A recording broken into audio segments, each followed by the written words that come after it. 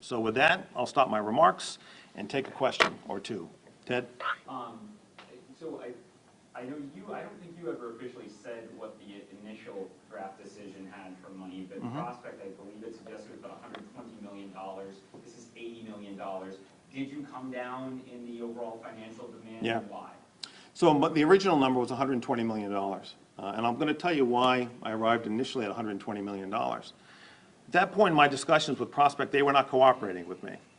You know, it reminds me a little bit of how we've addressed the situation involving the Sacklers in the Purdue opioid case. If you want to talk to me about a resolution, I need to understand your numbers. You need to share information with me. You need to be candid with me. Don't tell me it's all rosy and fine when I know that it isn't. And so when I come up with a number under those circumstances, I'm going to err to my good and their bad. Anything that can go into the kitchen sink, including the kitchen sink, is into the number. So after we took that position, I gave them an opportunity, as you recall, to come in here and convince me what number would be sufficient. That number, $80 million, is sufficient based on our analysis through our experts as what's needed to cover operating expenses and necessary capital expenditures for the next 5 years. So that explains the difference, Ted. When you're cooperating, I'll talk to you about the right number. If you're not cooperating, I'm going to err on the side of caution, and that's exactly what we did here.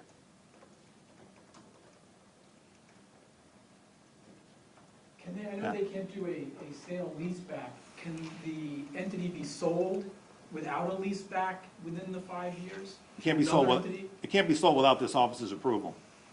But So, it could theoretically instead not automatically forfeit the escrow, if approved. if approved, correct. So anytime you try to sell a hospital, in my view, close a hospital, you need approval of this office. What I was really concerned about on the state of play as it existed, this is the state of play, okay? Whether I approved it or approved it without that condition or didn't approve it, that next July, those hospitals are sold and leased back. And why did I think that was likely? Because there wasn't a whole lot else to sell and lease back. So we knew we needed to address that. There are really two things we needed to address if you go up to 50,000 feet.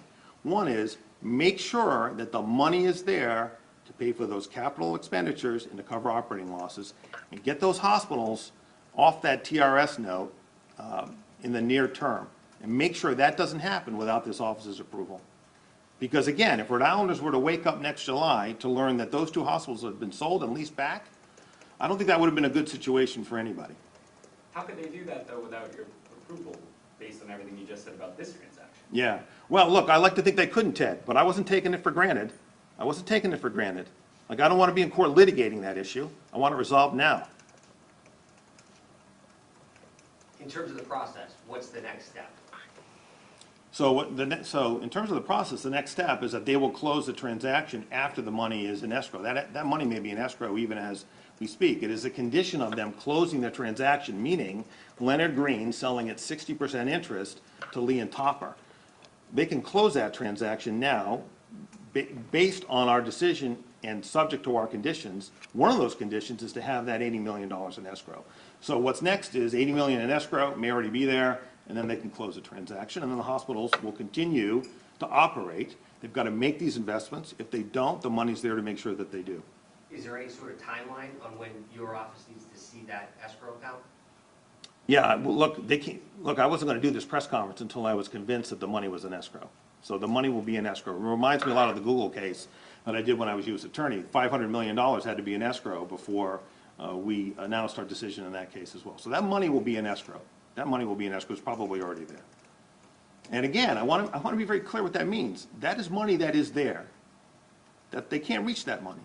That money is there if bad things happen. You know, the alternative is just to let them go ahead and make the change without having that kind of security. I don't believe that this has ever been done in this state before. If it has, I'm not aware of it. And I can tell you that this transaction is closing. It's impacting hospitals elsewhere in the country, and there are no conditions like this anywhere in the country on this transaction. Because remember, they own 17 hospitals around the country.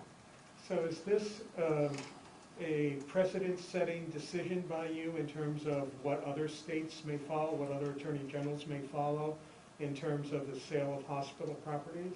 Well, I can't say that, Richard. I know that it's unprecedented in this transaction. And look, I don't know what other authority, other attorneys general around the country have with respect to hospital sales. This entity owns hospitals in Texas, I believe, or at least owned one in Texas, certainly in California, Connecticut, and Pennsylvania. Obviously, there's another application that's in your desk right now. Should the leaders of Lifespan and Care New England expect this type of process with their own merger?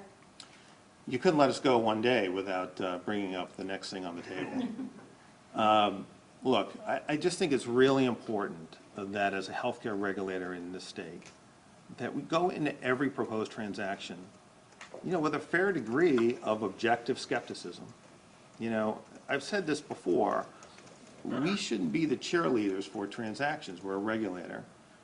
And I think the other takeaway is this, we're going to do our jobs, and we're going to look at these transactions carefully. And if we feel like we need to fight on behalf of the people of the state of Rhode Island, we're going to do that. As regulators, you can't get rolled. You can't get rolled. You got to stand up. And sometimes that means fighting on behalf of the people of the state. I mean, that's what we're building here. We're building an organization that will fight for the people of this state.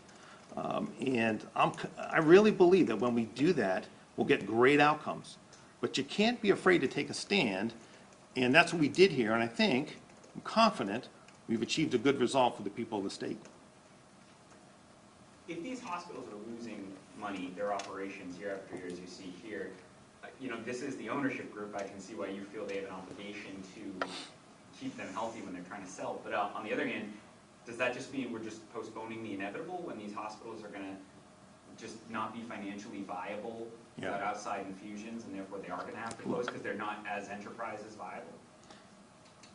Look, these, like many hospitals, are safety net hospitals. Not the only ones here or around the country. But you tell me, which hospitals are making money hand over fist, whether they're nonprofits or for-profits? I mean, I mentioned it earlier at the top of our conversation that I can't stand here and solve for the overall healthcare structural problem.